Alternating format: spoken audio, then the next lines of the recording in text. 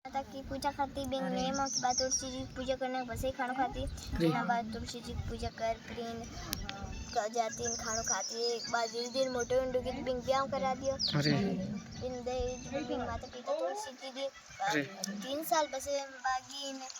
बिन देरो ने जेठोनी ने बाप पूजा मस्त को लागती बात री बलती मन मो ईर्ष्याती बने 3 साल बसे ईदक मासो आयो भाई ईदक मासो कर 3 बसे गुस्सा आयो बने एक दिन बड़ तुलसी जी फेंक दी तो बा छोरी जा प्रिन मुश्किल ढूंढती तो रोज बैलियों करती एक दिन हगड़ो गुस्सा आयो तो बेटी मतलब कितनी दूर फेंक दी होती होती ये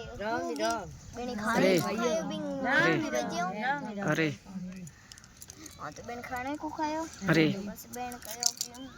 कि जान होगी खल्डी माते उठी तो सुबह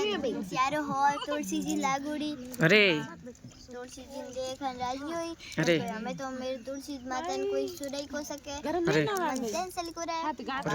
रोज तुलसी जी पूजा करन खानो खाई बेन कहो जेठानी कहो भाई थे तो अरे एक दिन तो के तो आई ना है बस ना थे सारे तो नेम टूट